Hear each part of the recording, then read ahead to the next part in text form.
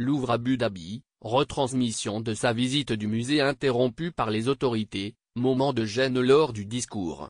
Emmanuel Macron s'est fait remarquer lors de l'inauguration du nouveau Louvre Émirats Arabes Unis ce mercredi. L'essentiel, le Louvre d'Abu Dhabi, aux Émirats Arabes Unis, a été inauguré ce mercredi 8 novembre, en présence Emmanuel Macron.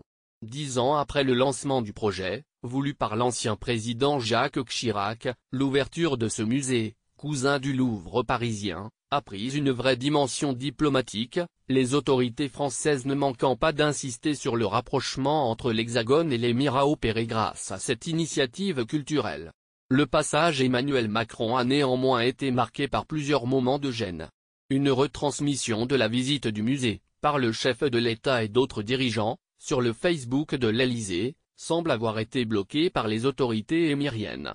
Sur la vidéo, coupée au bout d'une dizaine de minutes, on voit plusieurs personnes demander au caméraman de l'Élysée d'arrêter de filmer. Le discours Emmanuel Macron, très offensif contre le terrorisme et l'obscurantisme, a lui bien été diffusé en direct à la télévision et sur Internet. Mais il a lui aussi compté un ou deux passages embarrassants sur Napoléon ou la langue française. Retrouvez ci-dessous les infos clés sur cette inauguration très médiatique. En images, le Louvre d'Abu Dhabi en photos. Voir les photos en direct, l'inauguration du musée du Louvre Abu Dhabi. Louvre Abu Dhabi. Des questions sur les conditions de travail. Merveille architecturale et écrin privilégié pour l'exposition d'œuvres majeures, le Louvre Abu Dhabi fait aussi l'objet d'interrogations sur sa longue construction.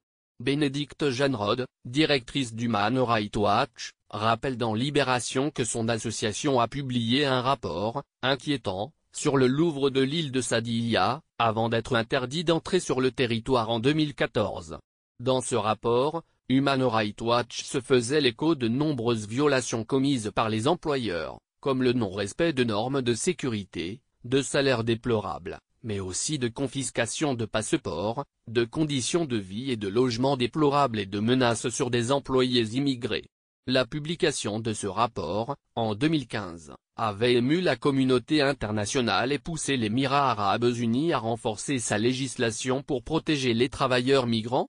Mais des doutes importants subsistent sur la bonne application de ces dernières réformes. Le Louvre d'Abu Dhabi, au moins 561 millions d'euros avec son dôme d'acier composé sur la mer, le Louvre d'Abu Dhabi s'impose. Il est vrai comme l'une des œuvres architecturales les plus singulières et emblématiques du Moyen-Orient.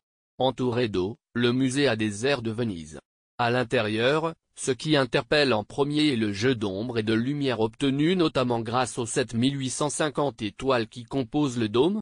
Il aura fallu 10 ans pour que ce musée composé de 55 bâtiments voie le jour. Interrogé par France 3, l'architecte français Jean Nouvel explique son idée. Il y a ce grand dôme, le dôme est utilisé souvent dans les mosquées, dans les lieux spirituels. J'ai voulu aussi que ce musée soit un quartier plutôt qu'un bâtiment et donc il y a une symbolique de la ville arabe, avec ses bâtiments blancs, pudiques, mais beaucoup plus grands que ceux qu'on trouve dans les médinas. Et d'ajouter on pourra y accoster en bateau, s'attarder dans ses librairies, y déguster la gastronomie locale, profiter de ce havre de fraîcheur.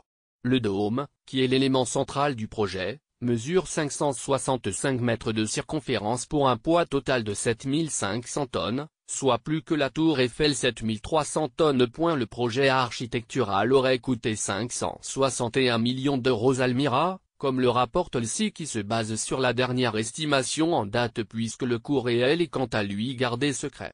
À l'origine, son prix ne devait pas excéder les 83 millions d'euros. En cause, des retards dans les travaux, mais également dans les financements. Pour la France, c'est en revanche une bonne affaire. Le projet du musée du Louvre d'Abu Dhabi rapportera à terme 1 milliard d'euros à Paris. Dans un accord signé en 2007, qui s'étale sur 30 ans, l'agence France Muséum s'est en effet engagée à apporter son expertise, prêter des œuvres et à organiser des expositions moyennant cette rémunération. Selon France 3, cette somme devrait servir à rénover les installations des musées français. Mais alors, quel est le rapport avec le Louvre de Paris? Seul le label Louvre, que le musée d'Abu Dhabi pourra emprunter pendant 30 ans en échange de 400 millions d'euros compris dans le milliard d'euros versé aux Français, semble faire le lien entre les deux et pourtant.